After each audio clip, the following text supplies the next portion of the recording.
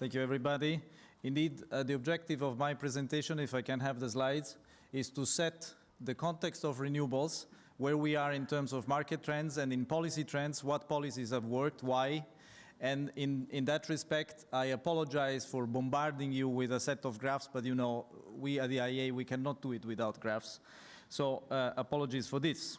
Now, I take this opportunity in doing this, presenting one of our last books on renewables, which is called Deploying Renewables 2011, which gives a comparative assessment of the effectiveness in terms of impact and cost effectiveness of policies around 56 countries in the world.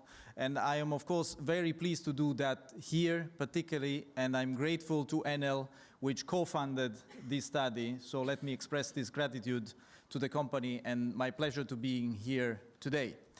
Now, the first message is that policies have worked.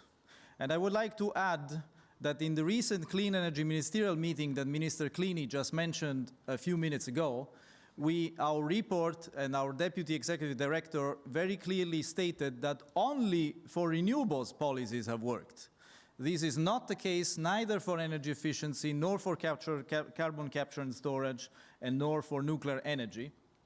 And one message of this slide, there are three messages actually. First, there is an exponential growth going on, particularly clear with the most rapidly expanding wind and solar, but this is not the only message. The whole portfolio of renewables is moving, including bioenergy and hydro. And one word on hydro.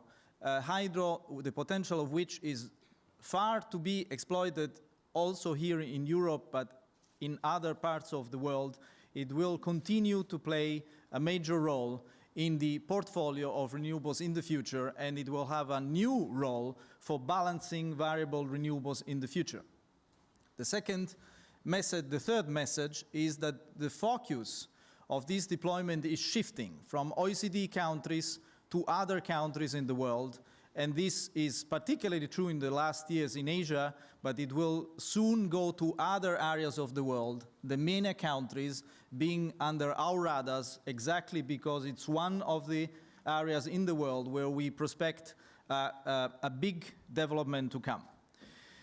The other important point is that costs are radically falling. The extreme case, which is well known, of PV, while at large renewables remain more expensive than fossil fuels with the present context of the market, which, I have to say it very clearly, does not give an appropriate price neither to carbon nor to other environmental and social externalities.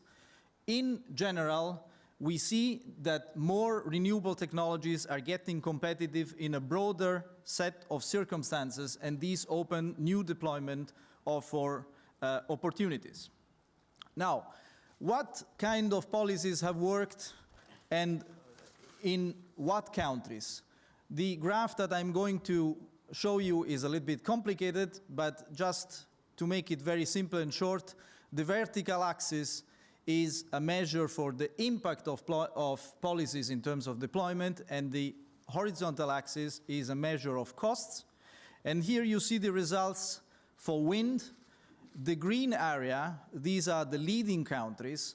These have applied predictable policies. Predictable is the key word to give investors confidence and reduce the risk of investment, which is our top policy priority at the moment, together with a favorable framework. The red countries, including Italy and Great Britain, had an improvement over time, but still at rather high cost. And the last area in the bottom is where you see non-economic barriers working at their best. Despite interesting financial incentives, the non-economic barriers in two countries like Greece and Japan have prevented to deploy renewables in a good way. Now, one particular issue is related to solar PV and is to avoid boom and burst cycles. This graph shows the situation in Germany, where you can clearly see that any time there was a bigger gap between the level of the tariff and the cost, the real cost of manufacturing of the technology. And every time there was an expectation for a reduction of the tariff, we had a PV bubble in a quarter of the year. Of course, I don't need to tell you what happened in Italy last year, and I don't need to remind how this is a crucial, important spot to be faced by policies in the future. But let me, the ministers before me said many good points and very valuable points why we are doing these policies for renewables. The advantages are well known, but let me in particular focus on two items. One is improved diversity and reduce the exposure to volatile world fossil energy prices, and I will come back to this in a minute. The climate protection is well known, but then the economic development, both in terms, I would like to stress here 2 points, the savings of import, which is a crucial point for all importing countries in the whole Mediterranean, some countries also in the southern part of the Mediterranean. And the second, which was also mentioned before, the stimulus for innovation and development, which is a crucial driver for economic growth. Now let me speak 1 second about fossil fuels and the volatility of the world fossil energy prices. Our World Energy Outlook colleagues made an interesting comparison of the level of the subsidies worldwide for renewable energies and for fossil fuels.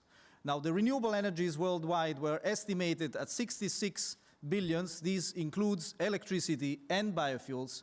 At the same time, fossil fuels receive 6 to 8 times more of money in terms of fossil fuels, of course, in other countries.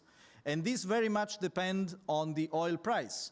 We don't have the figures so far, and I cannot disclose them to you, but I can just tell you, you all know that in 2011, the oil prices significantly increased, and this means that the fossil fuels estimation will be certainly above 500 billion in the world in 2011, most probably 600 billion.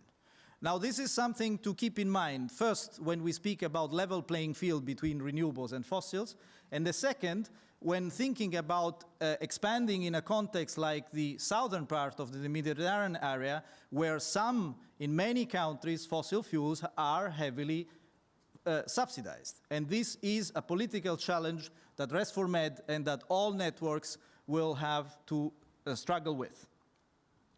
Now, one slide about the future, what the IEA thinks the role of renewables will be, and let me show our projections from the World Energy Outlook for Europe.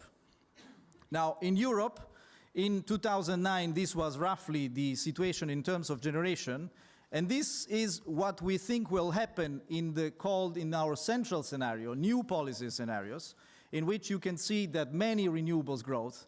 And in the case of the 450 scenario, the incremental increase of renewables is even bigger.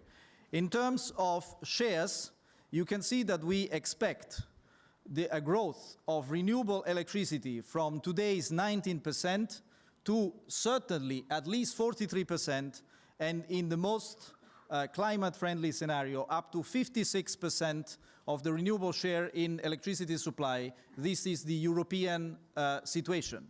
In terms of world shares, the shares are lower at 47%, but the absolute numbers are striking because we forecast an increase in absolute terms from 3,900 terawatt-hours in 2009 up to 15,000 terawatt-hours in 2035. There is not anything comparable with other electricity sources.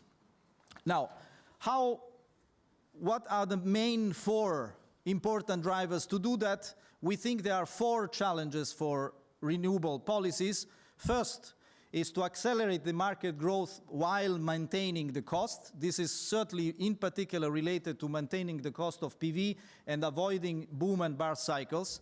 Second, enable integration in the grids with more flexibility. Flexibility for us means more flexible supply, gas or hydro, storage, more integration and infrastructures, and of course also more demand-side response through smart grids. And then do not forget R&D and D.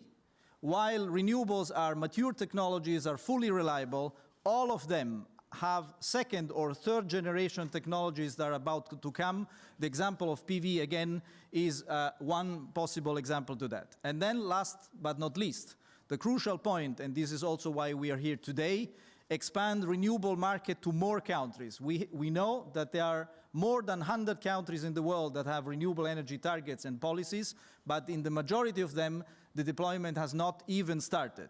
Where do we see an opportunity?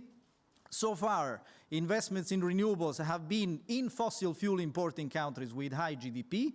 With the two parallel trends of the increase of fossil fuel price and the reduction of the cost of technologies, there are two groups of countries. One are fossil fuel importers with low GDP, and the second are fossil fuel exporters with high GDP, and both of these countries are in the MENA region. I conclude. Roberto mentioned before our last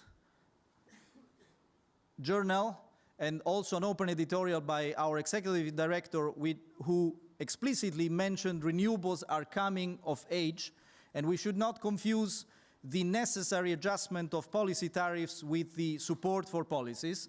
As far as this is concerned, I'm pleased to announce that in July we will publish for the first time for the IEA a medium-term renewable energy market report which will complete the set of the oil, gas and coal reports for which the IEA is well known. However, we are in a delicate transition phase where still effective and cost-effective policies are needed to accompany the renewables in this transition towards full competitiveness and to create a real level playing field market.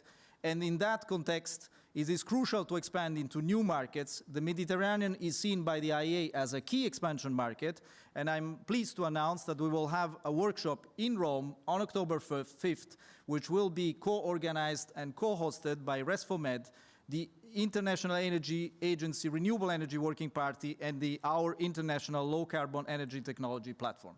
Thank you very much for your attention.